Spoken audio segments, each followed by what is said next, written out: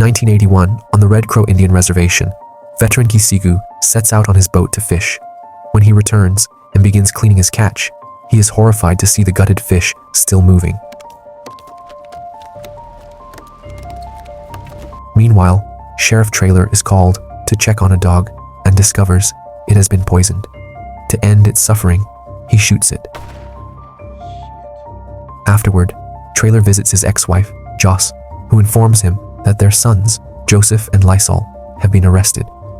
Joss urges him to get them released, but Trailer refuses, saying he wants the boys to sit in jail a little longer as punishment. Trailer then visits his father, Gisigu, who shows him a box where the supposedly dead fish are still moving. That thing's gutted. They decide to burn them, but before they do, they notice movement in the car trunk. Upon opening it, the dead dog lunges at them. Trailer quickly shoots it, and they burn both the dog and fish to prevent them from coming back. In jail, Joseph and Lysol hear their cellmate vomiting. Assuming he's just a drunk, they ignore him until he suddenly spews blood all over the floor. Meanwhile, Trailer arrives to pick up the boys. As he and the officer head to the cell, they find the vomiting man unconscious. Suddenly, he springs to life with unnatural speed and attacks the officer, overpowering him with ease. Trailer rushes in to restrain the man, while Joseph punches him, only to get bitten. Trailer drags the officer out and locks the cell door behind them. Moments later, the man wakes up again and begins pounding on the door, forcing Trailer to leave with his sons. Joseph later meets up with his pregnant girlfriend Charlie, who is considering abortion. She hasn't told her father because he disapproves of her dating an Indigenous man, but after a heartfelt conversation, they decide to keep the baby. At the hospital, Joss starts her nursing shift and notices they are out of tetanus vaccines. Her co-worker explains that there has been an unusual number of bite victims that day. Suddenly, a commotion erupts in the corridor. Joss steps outside and sees terrified people running as a patient violently attacks a doctor. That evening, Trailer visits his friend Shooker, whose wife has been acting strangely. When Trailer goes upstairs, he is horrified to find the woman eating her own baby. When she sees him, she immediately attacks and bites his arm.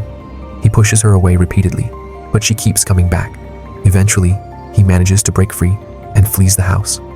Moments later, the woman bursts outside and immediately jumps on Shooker and bites him as well. Trailer finally retrieves his shotgun and brutally beats her to death. Afterward, the two men escape in the police car. When they arrive at the hospital, they find a dead man on top of an ambulance. He starts to reanimate, but Joss arrives just in time to shoot him before he fully turns. 6 months later, society has collapsed. The previous attacks were the beginning of a zombie outbreak that led to a full-scale apocalypse. However, the Red Crow Reservation has become a safe haven. Trailer and his people remain unaffected by the bites, as Indigenous tribes appear to be immune to the virus. Now, the reservation has been fortified into a stronghold. At the compound's entrance, Joseph arrives with 3 white survivors. When Lysol inspects the girl, he discovers the father is hiding a bite. Furious, he strikes the man and berates Joseph for not checking properly. Right on our doorstep. Lysol gives the man an ultimatum. He must kill his daughter, or Lysol will do it himself. Charlie intervenes, questioning whether Lysol would kill her baby if it were born infected. When Lysol coldly says yes, Joseph punches him, sparking an argument. Before things escalate further, Trailer arrives and scolds them for fighting. After inspecting himself, he grimly announces that the girl must be put down. Bumper hesitates to execute the girl with an axe, but as she begins to turn into a zombie, Trailer takes the weapon and does it himself. As the situation in the reservation worsens, Trailer and his team discuss new strategies to protect their compound. The zombie population keeps growing daily, and while guards on the walls shoot them down, the bodies pile up faster than they can burn them. At the bridge, Bumper operates a harvester to shred zombies without wasting ammo. However, living people are also becoming a problem. Many seek refuge at the reservation after hearing that the tribe is immune, making it harder to manage resources. Lysol grows resentful about the number of white people being allowed into the compound. He warns that they may eventually turn against them and that just one infected outsider could bring the zombie virus inside their home. Meanwhile, Trailer, Gisigu, Shooker, and Bumper search for gas at an abandoned garage. Bumper ties a rope in front of the entrance. A zombie rushes out trips on the rope, and is immediately shot by Trailer. Inside, they find dead zombies everywhere. While Trailer and his team were out searching for supplies, Lysol, driven by his deep hatred for the white survivors, unlocked the gates, letting the zombies in to massacre them. As chaos erupts outside, Joss tries to calm people down, reminding them about an emergency exit.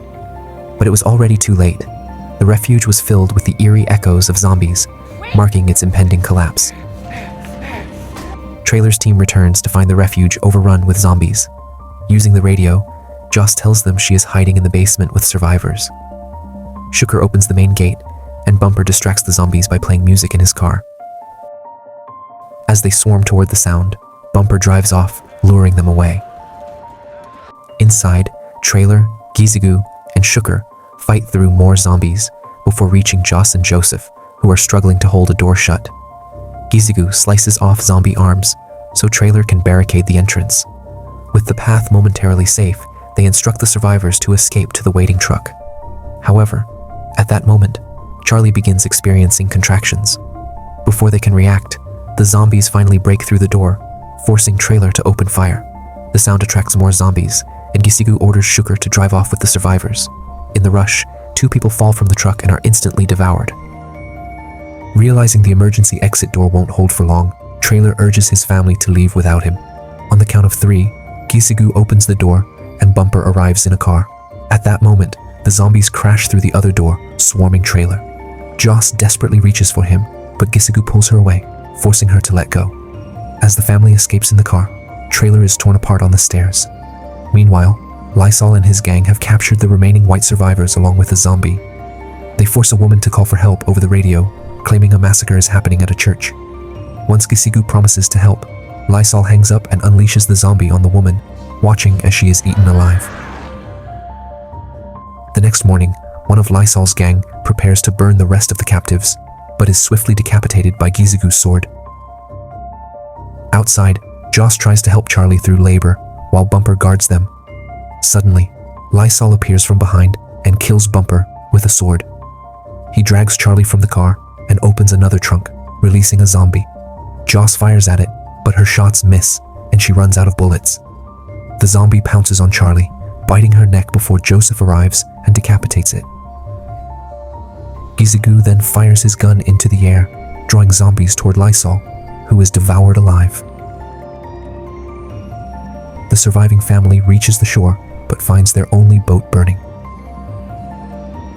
Luckily, Shooker arrives on another boat, explaining he heard the gunshots. Joss, Charlie, and Joseph prepare to leave, but Gizigu refuses to abandon his land. After a tearful farewell to his grandson, he stays behind to fight. He manages to kill several zombies before being overwhelmed and eaten alive. During the boat ride, Charlie gave birth to a baby girl who, despite being white and lacking natural immunity to the virus, appeared to have inherited Joseph's resistance, sparking a small ray of hope. In her final moments, at Charlie's emotional plea, Joseph released her from her pain. If you enjoyed this video, hit that subscribe button and join the club.